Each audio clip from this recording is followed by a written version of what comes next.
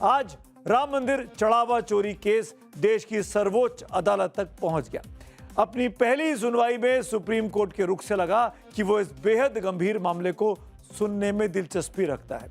Supreme court ने महज 2-3 minute की सुनवाई में आज नोटिस जारी कर दिए और ये इच्छा जता दी कि वो इस मामले को सुनेगा। नोटिस जारी किया गया है, जान लीजिए किन 3 लोगों को, यूपी सरकार को, केंद्र सरकार को और श्री राम जन्मभूमि तीर्थ क्षेत्र ट्रस्ट को। तीनों से अब 1 हफ्ते के भीतर जवाब मांगा गया है। अगली सोमवार को अगली सुनवाई होगी। दिलचस्प बात देखिए, एक तरफ सुप्रीम कोर्ट जवाब मांग रहा है, दूसरी तरफ अयोध्या में बार एसोसिएशन के सैकड़ों वकीलों ने फिर से चंपत राय और अनिल मिश्रा के खिलाफ एफआईआर दर्ज करने के लिए एक बार फिर मोर्चा खोला है। ऐसे ही मोर्चा करीब 1 हफ्ते पहले वो खोल चुके हैं। तमाम वकील सड़कों पर थे। आज ही श्री राम मंदिर ट्रस्ट के नए सीईओ की भर्ती के लिए आज ट्रस्ट की तरफ से विज्ञापन जारी कर दिया गया। ट्रस्ट की 6 जुलाई वाली बैठक में यह तय किया गया था कि एक प्रोफेशनल अधिकारी मंदिर की देखरेख और प्रबंधन का काम सौंपा जाएगा और उसी लिए सीईओ पद के लिए आज एडवर्टीजमेंट निकाला गया है। आज एक और बड़ा डेवलपमेंट हुआ है अयोध्या से जुड़ा हुआ।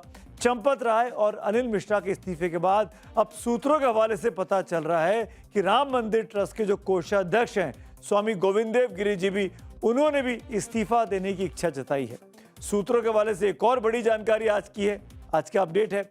22 जुलाई के बाद अंतरिम महासचिव कृष्ण मोहन की नई टीम अब कमाल संभाल सकती है, यानी जांच भी हो रही है, बदलाव भी दिखाई दे रहा है और जवाबदेही की नई अग्नि परीक्षा भी हो रही है। इसी बीच सूत्र कह रहे हैं कि ट्रस्ट के कोषाध्यक्ष गोविंददेव गिरी ने इस्तीफा देने की इच्छा जताई। वजह बताई जा रही है कि उनके पास समय का अभाव है, अयोध्या को पर्याप्त समय नहीं दे पा रहे हैं।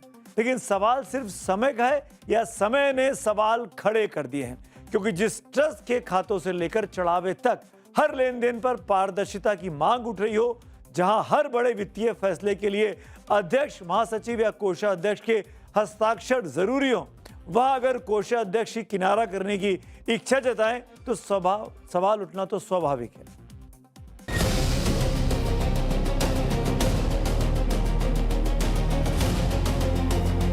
एसआईटी ने रिपोर्ट दी है कि 45 दिनों में 70 बार चोरी हुई, यानी औसतन 1.5 चोरी रोज। इतनी नियमितता तो भक्तों में राम नाम जपने की भी नहीं होती। एक कर्मचारी कैमरे पर कपड़ा डाल देता, दूसरा नोटों की गड्डी जूतों में भर लेता, तीसरा बाथरूम में छिपा आता। और तो और जिस चंपत राय को कोषाध्यक्ष गोविंद गिरी ने क्लीन चिट दे दी, उसी चंपत राय के ड्राइवर टिन्नू यादव के पास हुंडियों की चाबियां थी।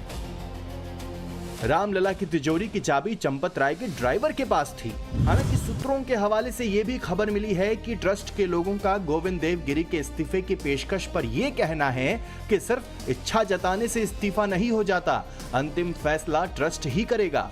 लेकिन राम भक्त तो पूछ ही सकते हैं कि क्या ये सिर्फ व्यक्तिगत व्यस्तता है या बढ़ते विवादों के बीच जिम्मेदारियों का बोझ अब भारी पड़ने लगा है। सवाल वही है, क्या ये महज संयोग है या फिर ट्रस्ट के भीतर कुछ ऐसा चल रहा है जिसकी आवाज अब बाहर तक सुनाई देने लगी है। ये सवाल इसलिए उठ रहा है क्योंकि सूत्र बताते हैं कि गोविंददेव गिरी ने पद छोड़ने के पीछे की वजह बताया समय का अभाव। अब जरा समय की भी महिमा को देखिए। जब सब कुछ ठीक चल रहा था, चढ़ावा चोरी की खबर बाहर नहीं आई थी, तब कोषाध्यक्ष गोविंददेव गिरी के पास समय ही समय था, समय की कोई कमी नहीं थी। और अब स्वामी गोविंददेव गिरी के पास समय कम पड़ गया है क्योंकि सवालों के जवाब वो नहीं दे पा रहे हैं। संयोग देखिए, सुप्रीम कोर्ट भी हिसाब मांग रहा है, ट्रस्ट नया सीईओ ढूंढ रहा है और कोषाध्यक्ष के पास समय नहीं है, वो भी अब लाचारी दिखा रहे हैं। पब्लिक भी जानती है कि समय बड़ा ईमानदार और गवाह कोई नहीं होता, लेकिन वो अक्सर वहीं कम पड़ता है जहां सवाल ज्यादा खड़े हो जाते हैं। इस बार सवाल गोविंददेव गिरी जी की भूमिका पर भी खड़े हुए। अब जब सुप्रीम कोर्ट ने भी मंदिर व्यवस्था को अपने कड़े सवालों में घेर लिया, तो सूत्र बताते हैं कि गोविंददेव गिरी के पास अचानक समय कम पड़ गया है। यही वजह कि शुरू से स्वामी गोविंददेव गिरी को लेकर सवाल खड़े करते आए शंकराचार्य स्वामी अविमुक्तेश्वरानंद ने आज एक बार फिर नए सवालों के साथ सामने आए और हमला किया। बताया गया है शास्त्रों में कि जो देवता का धन का अपहरण करता है, उससे बढ़कर के दूसरा कोई पाप नहीं हो सकता। तो बहुत बड़ा पाप वहां पर बैठ करके इन लोगों के द्वारा किया गया है। दुख की बात तो यह है कि आज भी वो लोग वहां पर बैठे हुए हैं और चोर पुलिस का खेल जैसे बच्चे आपस में खेलते हैं, कोई चोर बन जाता है, कोई पुलिस बन जाता है। अपने देश के संविधान की ये सबसे बड़ी खासियत यही है, जब व्यवस्था सवालों के घेरे में आती है तब सुप्रीम कोर्ट संविधान की किताब खोलता है। आज जब राम मंदिर चढ़ावा चोरी पर सुनवाई शुरू हुई तो कोर्ट ने आर्टिकल 26 की रोशनी में कई सवाल किए। सुप्रीम कोर्ट ने बड़ा सीधा सवाल किया। सुप्रीम कोर्ट ने आज यूपी, केंद्र सरकार और ट्रस्ट को नोटिस जारी किया। यूपी सरकार की तरफ से बनाई गई एसआईटी से अब तक की जांच की स्टेटस रिपोर्ट मांगी। कोर्ट ने मामले से जुड़े सीसीटीवी को सुरक्षित रखने का निर्देश भी दे दिया। यानी सुप्रीम कोर्ट ने यूपी सरकार को दिए अपने नोटिस में यह पूछा कि सिर्फ ये मत बताइए कि एसआईटी की जांच कहां तक पहुंची, यह भी बताइए कि जांच कर कौन रहा है, जांच अधिकारी कौन कौन है, एसआईटी बनी कैसे और उसकी संरचना कैसे तय की गई। राम मंदिर चढ़ावा चोरी मामले में आज चीफ जस्टिस सूर्यकांत की अध्यक्षता वाली बेंच 4 अलग अलग याचिकाओं पर सुनवाई कर रही थी। सुनवाई के दौरान बेंच ने कहा, बताया गया है कि एसआईटी का गठन किया गया है, इसीलिए हम यूपी सरकार की तरफ से गठित एसआईटी को स्टेटस रिपोर्ट जमा करने का निर्देश देते हैं। आगे विचार के लिए इस मामले को अगले सोमवार को लिस्ट कर दिया जाए। सरकार की तरफ से पेश सॉलिसिटर जनरल तुषार मेहता ने कहा कि स्टेटस रिपोर्ट सील बंद लिफाफे में ही पेश की जाएगी, क्योंकि याचिकाकर्ता भी स्टेटस रिपोर्ट की मांग कर रहे थे। इस पर कोर्ट ने साफ किया कि रिपोर्ट में एसआईटी के गठन और उसकी संरचना की पूरी जानकारी देनी चाहिए, केवल इतना ही नहीं कि जांच कहां तक पहुंची। जितने भी ये ट्रस्ट के लोग हैं या फिर कोई ट्रस्ट बना देते हैं, ये केवल मैनेजिंग अफेयर करते हैं। ये पब्लिक ट्रस्ट डॉक्ट्राइन इसमें काम करता है। तो उस पैसे का दुरुपयोग ना हो, वो किसी की डकैती नहीं डले, किसी की जेब में नहीं जाए, ट्रांसपेरेंसी हो, इसको लेके हमारी पिटीशन थी और ये लार्ज पिटीशन थी, राइट। तो हमने इसमें केवल ये कहा था कि अब तक जितने भी सीसीटीवी हैं, डीवीआर की रिकॉर्डिंग्स हैं, हुंडी रजिस्टर्स हैं, उन सबको प्रिजर्व किया जाए। सुप्रीम कोर्ट ने जो है स्टेटस रिपोर्ट कॉल किया है। नेक्स्ट हियरिंग मंडे को है। बिफोर मंडे जो है स्टेटस रिपोर्ट फाइल होगा और उसके बाद जो है सुप्रीम कोर्ट डिसाइड करेगा कि नेक्स्ट स्टेप क्या होगा। और अब सवाल सिर्फ चढ़ावे में सेंधमारी का नहीं रहेगा, चोरी का नहीं रहेगा, सवाल करोड़ों राम भक्तों के विश्वास का भी है। यही वजह है कि इस मामले में 1, 2 नहीं बल्कि 4 अलग अलग याचिकाएं सुप्रीम कोर्ट में दाखिल की गई थी। पहली याचिका सुप्रीम कोर्ट के वकील नरेंद्र कुमार गोस्वामी की थी, जिनको आपने अभी सुना। याचिका में मांग की गई कि पूरे मामले की जांच सीबीआई ही करे और श्री राम जन्मभूमि तीर्थ क्षेत्र ट्रस्ट के खातों का सीएजी से ऑडिट कराया जाए, ताकि पैसों के हर लेन देन की पड़ताल पता चल सके। दूसरी याचिका वकील अजय कुमार राय और दिनेश कुमार यादव की है। इनका भी कहना है कि आरोप इतने गंभीर है कि जांच किसी स्थानीय एजेंसी से नहीं बल्कि सीबीआई से होनी चाहिए।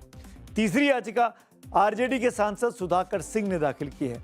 उनकी मांग है कि ट्रस्ट के पूरे वित्तीय सिस्टम की फॉरेंसिक ऑडिट हो, सुप्रीम कोर्ट की निगरानी में सीबीआई की जांच कराई जाए और जांच पूरी होने तक bank records, digital ledgers, UPI transaction और सभी वित्तीय दस्तावेज सुरक्षित रखे जाएं, ताकि किसी भी सबूत से छेड़छाड़ की कोई गुंजाइश ना रहे। और चौथी याचिका हिंदू धर्म परिषद की ओर से दाखिल की गई है। इसमें भी मांग यही है कि राम मंदिर से चढ़ावे से जुड़े आरोपों की जांच सुप्रीम कोर्ट की निगरानी में हो, ताकि पूरे मामले की सच्चाई देश के सामने आ सके। अब पूरे देश की नजर सुप्रीम कोर्ट में अगले सोमवार यानी 20 जुलाई को होने वाली अगली सुनवाई पर आकर टिक गई है। आपको याद दिला दें कि सुप्रीम कोर्ट के निर्देश पर ही ये ट्रस्ट बना और सुप्रीम कोर्ट के निर्देश पर ही ट्रस्ट ने पूरा कामकाज देखा, और जिसके बाद इस ट्रस्ट के कामकाज पर सवाल खड़े हुए कि क्या चोरी हो रही थी। इसीलिए मामला सुप्रीम कोर्ट के पास पहुंचा है कि क्या आपके आदेश की कहीं अवहेलना तो नहीं हो गई। आगे बढ़ता हूं। राम मंदिर चढ़ावा चोरी मामले में जांच अब सिर्फ आरोपियों तक सीमित नहीं रह गई है, बल्कि पूरे सिस्टम में बड़े बदलाव की तैयारी दिखाई दे रही है। सूत्रों के मुताबिक 15 जुलाई तक अपनी अंतिम रिपोर्ट सौंपने जा रही एसआईटी भविष्य में ऐसी घटनाओं को रोकने के लिए मंदिर में आर्टिफिशियल इंटेलिजेंस आधारित निगरानी प्रणाली लागू करने की सिफारिश कर सकती है। यानी पूरी की पूरी टेक्नोलॉजी की सपोर्ट लिया जाएगा। मकसद होगा चढ़ावे की निगरानी हो, दान की गिनती में पारदर्शिता और पूरे सिस्टम पर रियल टाइम नजर रखी जा सके, ताकि भविष्य में कोई और गड़बड़ी की गुंजाइश ना रहे। उधर इस मामले में कानूनी कार्रवाई भी आगे बढ़ी है। राम मंदिर चढ़ावा चोरी मामले में जेल में बंद 8 आरोपियों की न्यायिक हिरासत 14 दिन अब और बढ़ाई गई है। आज वीडियो कॉन्फ्रेंसिंग के जरिए सभी आरोपियों की पेशी हुई। अब इस मामले की भी अगली सुनवाई 27 जुलाई को होगी। यानी एक तरफ जांच अपने अंतिम चरण में पहुंच रही है और तकनीक के जरिए पूरी व्यवस्था को बदलने की तैयारी है, तो दूसरी तरफ अदालत में आरोपियों के खिलाफ कानूनी प्रक्रिया भी लगातार आगे बढ़ रही है। अब नजरें 15 जुलाई को आने वाली एसआईटी की अंतिम रिपोर्ट पर होंगी, जिससे इस पूरे मामले के कई बड़े खुलासे और नई सिफारिशें सामने आ सकती हैं। और सबसे बड़ा सवाल अभी भी मुंह बाय खड़ा हुआ है कि क्या बड़ी मछलियां पकड़ी जाएंगी कि नहीं। केवल छोटी मछलियां 8 ही हैं, या ऊपर जो लोग थे जिनके इस्तीफे मांगे गए उन पर जांच की आंच आएगी या नहीं आएगी। इस बीच एसआईटी उन लोगों के भी बयान दर्ज कर रही है जो खुद को इस पूरे मामले का गवाह या शिकायतकर्ता बता रहे हैं। इसी कड़ी में धर्म सेना प्रमुख संतोष दुबे से एसआईटी ने पूछताछ की। अयोध्या के सीओ सिटी कार्यालय में हुई इस कार्रवाई के दौरान एसआईटी प्रमुख डीआईजी वैभव कृष्ण ने वीडियो कॉन्फ्रेंसिंग के जरिए करीब 15 मिनट तक संतोष दुबे से बातचीत की। इस दौरान उनसे मामले से जुड़े कई बिंदुओं पर सवाल पूछे गए और कुछ साक्ष्य भी उपलब्ध कराने को कहा गया। इसके बाद संतोष दुबे ने सीओ सिटी श्रीयश त्रिपाठी को भी अपने पास मौजूद दस्तावेज और साक्ष्य सौंपे हैं। देखिए, जो आश्वासन मिला है वो बहुत पॉजिटिव है। हमें लगता है कार्यवाही अच्छी होगी। अब तो अब हमारे जिम्मे जो था वो हमने कर दिया, हमने कागज़ सौंप दिया है और विश्वास भी है कि अब कार्यवाही होगी, क्योंकि हमारे राज्य के मुख्यमंत्री भी इस मामले में बहुत गंभीर हैं, तो कार्यवाही होगी। भारतीय संविधान का आर्टिकल 26 मंदिरों को अधिकार देता है, लेकिन अधिकार का मतलब ये नहीं कि सवाल छुट्टी पर चले जाए। मंदिर भगवान का होता है, लेकिन व्यवस्था तो इंसानों की ही होती है और इंसानों से सवाल पूछना लोकतंत्र की सबसे बड़ी पूजा है। इसीलिए सुप्रीम कोर्ट ने आज केंद्र सरकार, यूपी सरकार और श्री राम मंदिर ट्रस्ट तीनों से सवाल पूछा है। बात करते हैं आज की अगली स्टोरी की। और अब बात